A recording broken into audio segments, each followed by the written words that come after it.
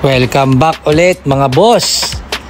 Ito na naman tayo sa another vlog, Jamir Goldfish. Ito pala yung monster tank natin sa resto mga boss.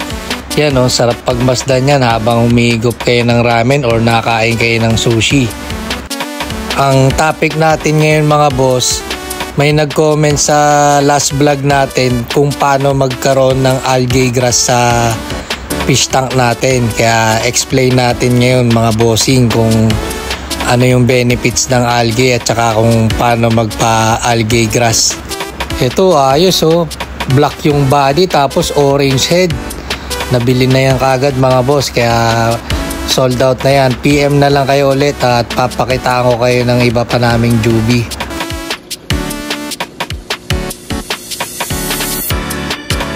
Ang kulit oh, pati yung labi kulay itim.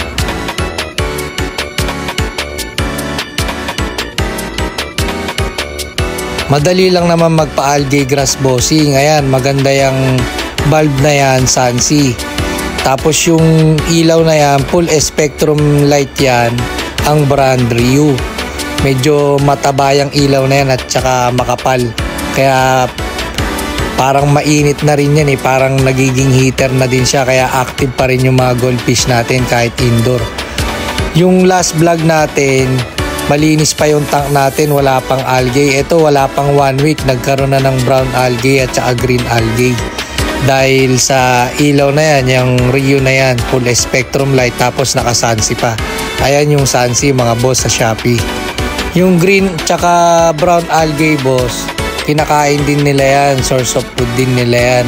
Maganda rin yan sa digestion nila, kaya makikita niyan pag dumumi sila, kulay green yung poop ng mga goldfish natin. Dami pang tank na hindi pa namin na setup.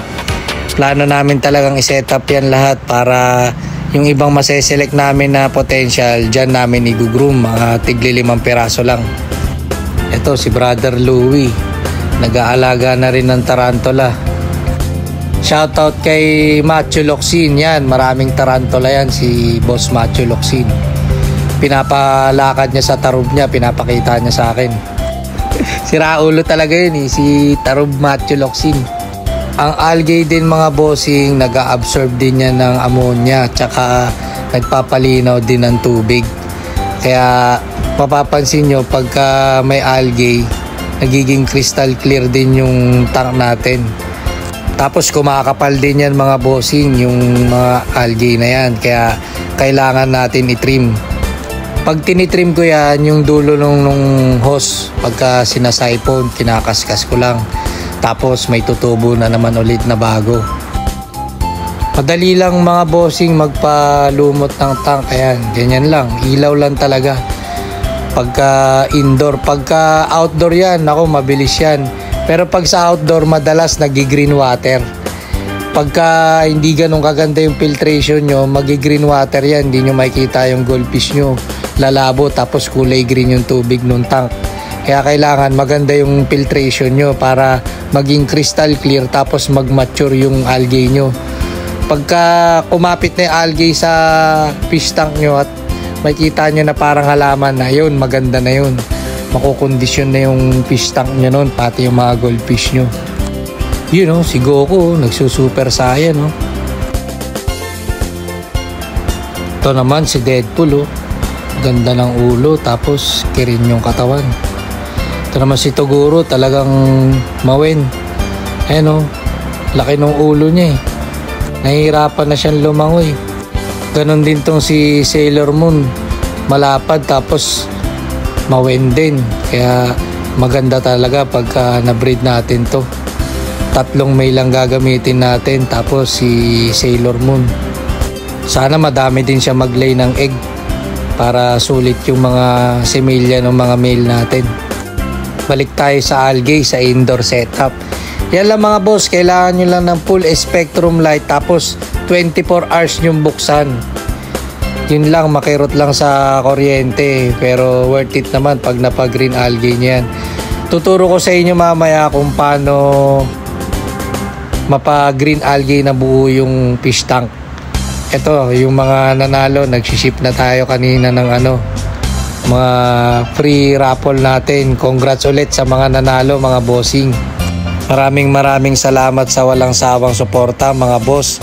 Pag meron pong ads, mga boss, wag nyo po skip para magkaroon ng earnings yung YouTube natin. At plano ko pong magpa-raffle uli ng mga pellets naman, at saka mamimigay tayo ng cash prize na GCash.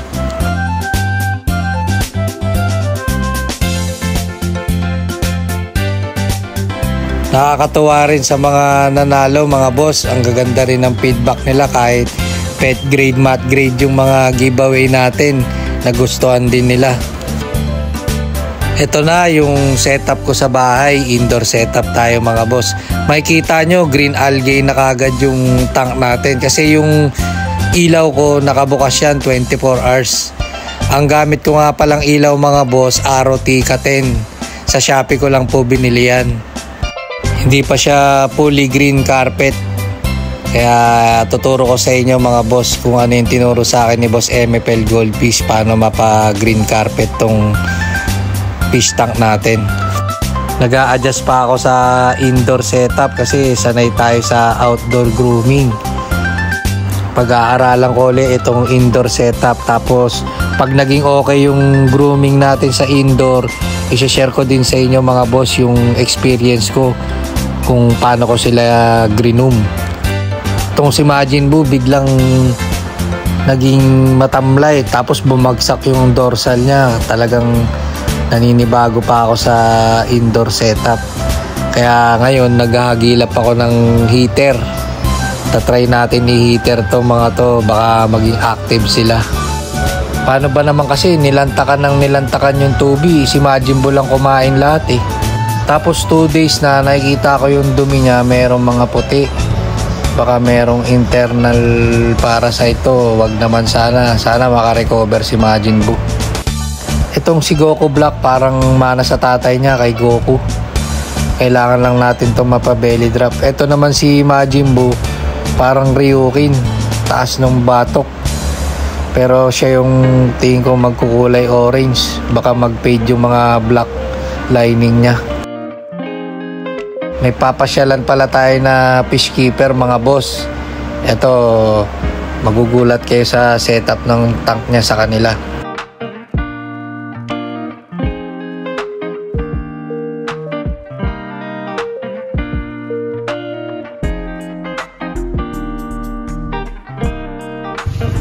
Laki na aquarium mo boss ah. Kitang-kita sa labas ah. Ano na nga eh, pabayaan mo.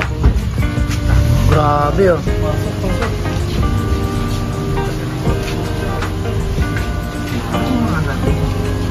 Ano na lang, arwanan mo lang. Ay, may pan pa pala oh. Ano ko nagalaga ng braso? Laki ng arawana pa eh. Ilang galon to sir?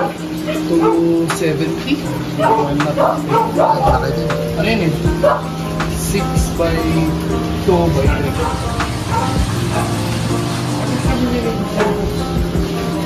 Ano lang? Hindi na kaya eh. Mali ko nga, pinataas ko siya, dapat palakad. Meron pa pala sa ilalim. Yan, 250. Ayun yung grabe.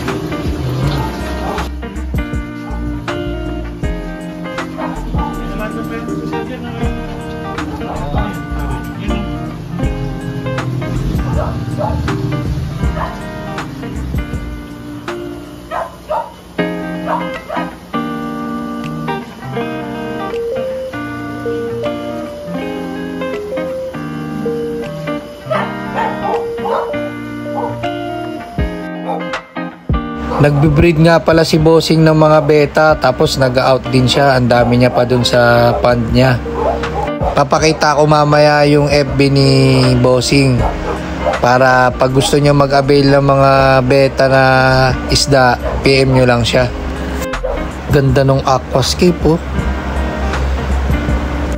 Parang ang ganda ng ganyang setup, tapos may mga oranda oh, na potential grade. Sarap sa mata niyan. Kaso hindi ata advisable sa goldfish yung may aquascape eh. Lalo na yung may mga bato, may driftwood, nakakasugat yun sa kanila eh. Ito yung pond ni Bossing, ang laki oh. Sarap mag-groom dito kung ganito yung fish pond. Kaso indoor, di naaarawan. Ang dami pang fry ni Bossing dun sa kabilang tank niya. Dito niya gino-grow out yung mga molly niya. Ang laki yung luwag niyan. Talagang lalaki kagad yung molly dyan.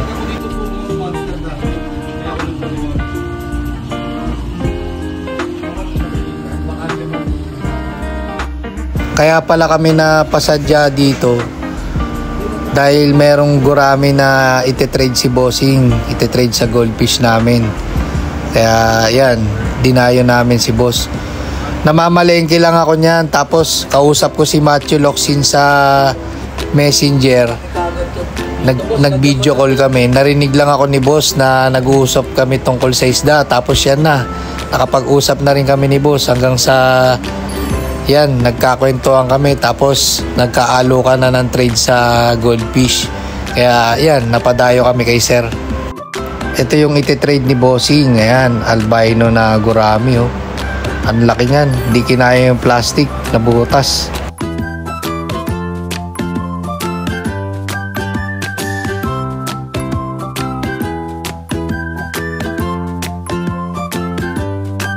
Hindi kinaya yung plastic, kaya pinahiram na kami ni sir ng cooler. Sa mga gusto pala mag-avail ng mga beta fish, molly, PM nyo lang si sir, yan yung Facebook page niya. Tapos merong iyaw-iyaw si Bossing, pwede mag-inom. Chat lang kayo sa page for inquiry. Ito, nakadali pa tayo ng heater kay sir. Sana effective to, kasi yung mga heater ko dito bilis masira. Ito pala yung link nung heater sa Shopee.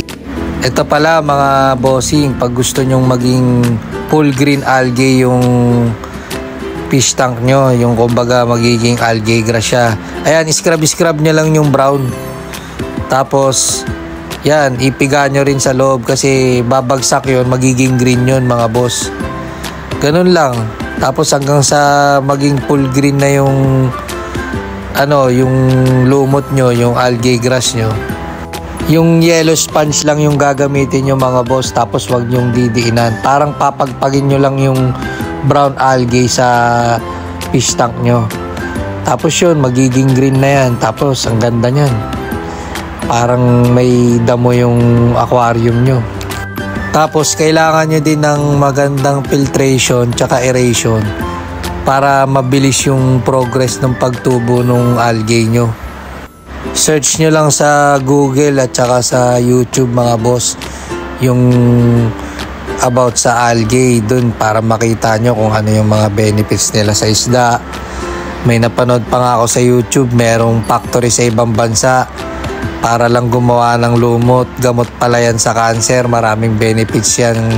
Spirulina capsule, may mabibili din kayo nyan sa Mercury. Pero iba talaga yung body ni Kilowatt tsaka ni Gun eh.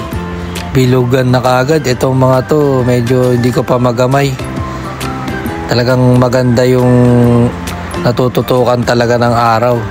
Pero pag-aralan natin yung indoor setup.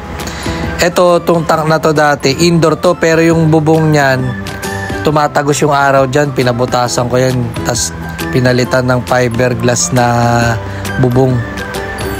Para kahit papano, kahit indoor, naaarawan sila. Kaya yung photos ko dyan sa sump ko, bilis lumago dahil nasisikatan ng araw. Sa nag-comment kahapon, sana makatulong tong vlog natin ngayon.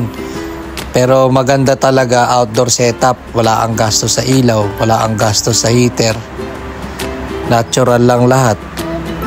Ang downside lang doon, pag umulan, kailangan takpan mo. Ito, namimiss ko mag-rancho. Namiss ko na si Suka. Okay mga boss, maraming salamat ulit sa suporta at saka sa mga nanalo sa raffle natin sa Goldfish Tambayan. Hanggang sa muli, please like, share, and subscribe.